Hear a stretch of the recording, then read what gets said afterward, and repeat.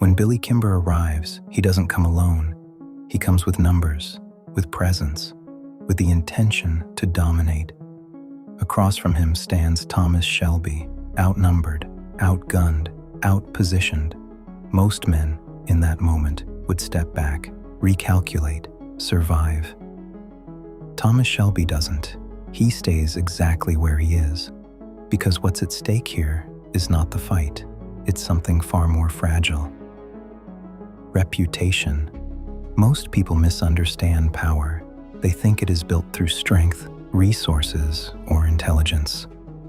But in reality, power often depends on something much simpler: perception. The moment people begin to believe you can be challenged, they will test you. And once that testing begins, it does not stop. This is where most people fail. They try to avoid conflict. They delay response. They hope situations resolve themselves, but in doing so, they send a signal. And that signal is weakness.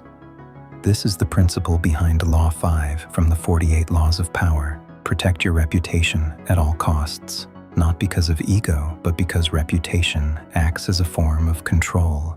It shapes behavior before any action is even taken. Early in Peaky Blinders, Thomas Shelby faces a conflict with the Lee family.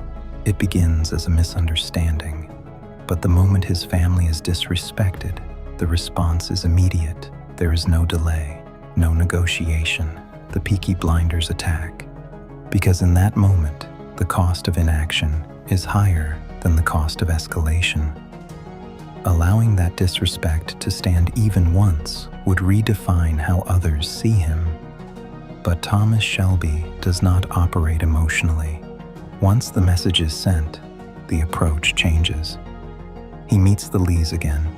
Calm, measured, deliberate, he reframes the situation, not as conflict, but as shared identity, common roots, common blood, common interest.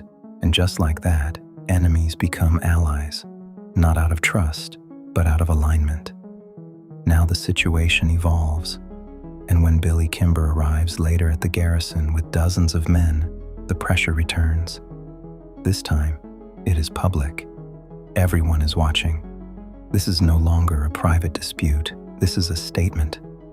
Thomas Shelby has fewer men, far fewer, and yet he steps forward. No hesitation, no retreat, because at this level, the decision is already made. If he walks away here, he doesn't just avoid a fight. He rewrites his identity.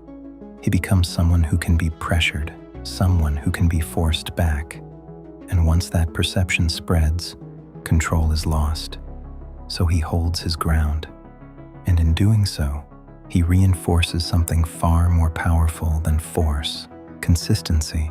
His actions align with his image, and that alignment becomes reputation. Later, the pattern repeats. Thomas Shelby is ambushed and beaten by men working for Darby Sabini.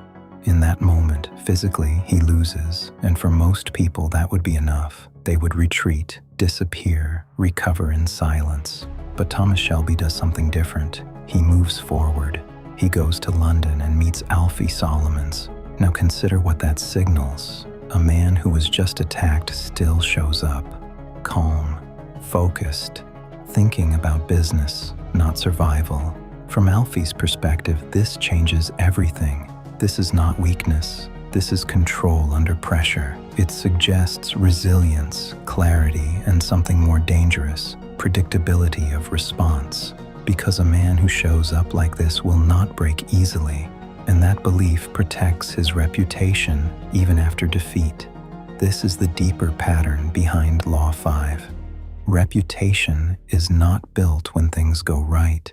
It is built in how you respond when things go wrong, in pressure, in conflict, in moments where retreat seems reasonable. For most people, the instinct is to avoid risk, to protect themselves in the short term. But power does not operate on short-term comfort. It operates on long-term perception. Which means the question is not, what is the safest move right now? The question is, what does this action communicate about me? Because people are always watching, always interpreting, always deciding how far they can go. And if there is one thing Thomas Shelby understands, it is this: reputation speaks before you do. And once it speaks clearly enough, most battles never need to happen. If you want to understand more strategies like this from the 48 Laws of Power, using examples from Peaky Blinders, you can follow this series as we break down each law step by step. In the next video, we'll look deeper into Law 6 and how attention itself becomes a form of power.